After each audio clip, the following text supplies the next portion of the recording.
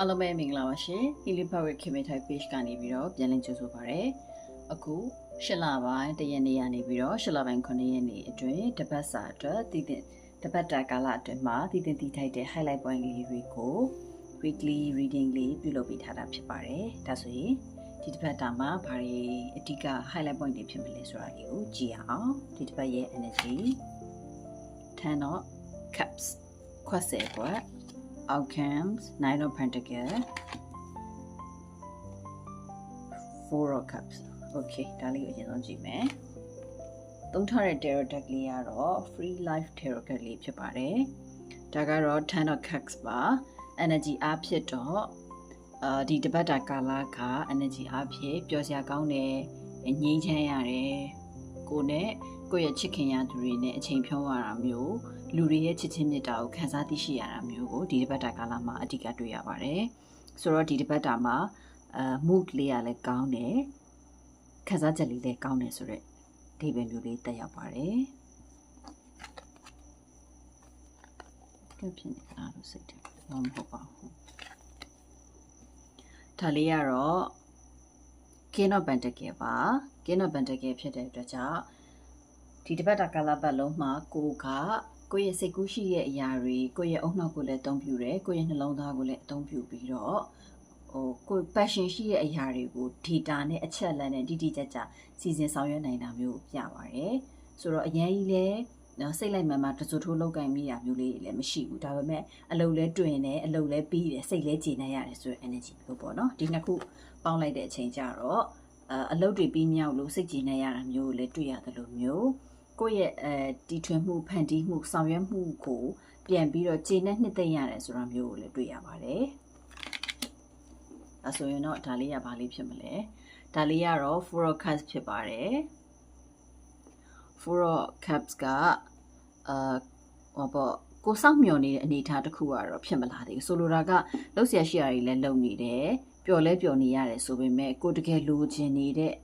outcome ကတော့ကိုယ့်စီကိုရောက်မလာသေးဘူးဆိုတဲ့အရာမျိုးကိုအဓိကတွေ့ရပါတယ်ကိုယ့်စီကိုရောက်လာမဲ့ကောင်းမွန်ခြင်းကိုကိုကစောင့်မျှော်နေတယ်ဆိုတဲ့အရာမျိုးပေါ့နော်ဆိုတော့ဒီလိုမျိုးကိုကစောင့်နေရတဲ့ waiting time ပေါ့နော် waiting time ကာလမှာကိုကဘာလုပ်လို့ရလဲဆိုလို့ရှိရင်ဒီပုံထက်ကနမိတ်ကိုပဲကြည့်ပြီးတော့အဓိကပြောလိုက်ပါမယ်နော်ပြင်မှာမိုးတွေရွာနေတယ်ကိုလည်းဘယ်မှသွားလို့မရဘူးအပြင်ကလာမဲ့သူကလည်းမလာသေးဘူးဆိုတဲ့အနေအထားကာလမျိုးဖြစ်ခဲ့လို့ရှိရင်ကိုဘာလုပ်လို့ရမလဲဆိုလို့ရှိရင်အရင်ဆုံးလုပ်လို့ရတာတော့ decluttering လုပ်လို့ရပါတယ်ကိုယ့်ရဲ့အိမ်ကိုယ့်ရဲ့ပတ်ဝန်းကျင်ကိုတန့်ရှင်းသွားဖို့အတွက်ရှင်းလင်းတာတန့်ရှင်းတာစွန့်ပစ်တာ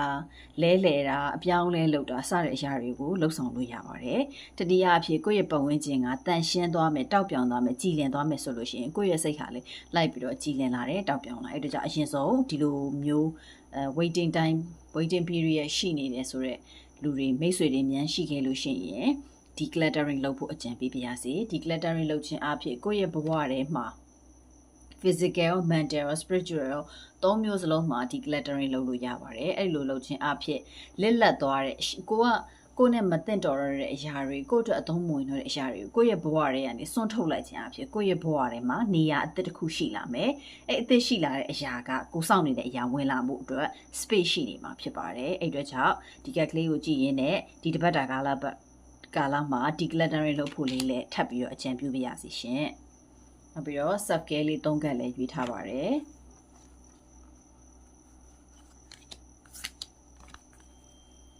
โอเคဒါကတော့ physical body ကို exercise ပေးတာပါလှုပ်လှုပ်ရှားရှားနေခိုင်းတာ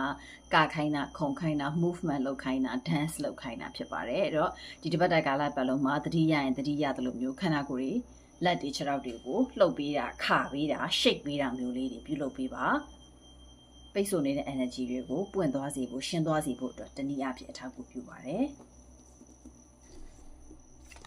ဒီနောက်တစ်ခါကလေးကတော့ right တဲ့ gratitudeရေးခိုင်းတာပါ gratitude ပွားများမှုကိုကိုယ့်ရဲ့တနေ့တာမှာကောင်းမွန်ခြင်းတွေကံကောင်းခြင်းတွေစိတ်ကြည်နက်ရခြင်းတွေရှိလို့ရှိရင်ခံစားရတဲ့အရာရှိလို့ရှိရင်မဟုတ်ဘူးเนาะကိုခံစားရတဲ့တသေးလေးပဲဖြစ်ဖြစ်ကြီးကြီးလေးပဲဖြစ်ဖြစ်ဘယ်လိုအရာမျိုးကိုမဆိုကျေးဇူးတင်ပြီးတော့ဒီလိုကောင်းမွန်တဲ့ energy ကိုခံစားခွင့်ရတဲ့အတွက်ကျေးဇူးတင်တယ်ခံစားနေရတဲ့အတွက်ကျေးဇူးတင်တယ် ဒီလိုမျိုးကိုခံစားနေရတဲ့ကောင်းမွန်သော energy လေးကိုတခြားသူတွေလည်းခံစားရပါစေဆိုပြီးတော့ကိုကမေတ္တာပွားတာလေးပါပူးတွဲပြီးတော့လုပ်ပေးလို့ရပါတယ်နောက်ဆုံးတစ်ခါကတော့အလုံးတိုင်းဖြစ်ပါတယ်ဒီတစ်ပတ်တာကာလပတ်မှာတယောက်တည်းနေတဲ့အချိန်လေးလည်းယူပါအောင်ဒီတယောက်တည်းနေတဲ့အချိန်ကာလလေးမှာကိုဒီတစ်ပတ်မှာဘာတွေလုပ်စရာရှိတယ်ဘာတွေလုပ်မယ်ဆိုပြီးတော့ကိုယ့်ရဲ့ to do list ကိုပြန်ပြီးတော့ရေးတာဒီတစ်ပတ်တာကာလပတ်လုံးမှာကိုယ့်ရဲ့စိတ်ကိုဘယ်လိုပြင်ဆင်ပြီးတော့ထားမလဲဆိုပြီးကို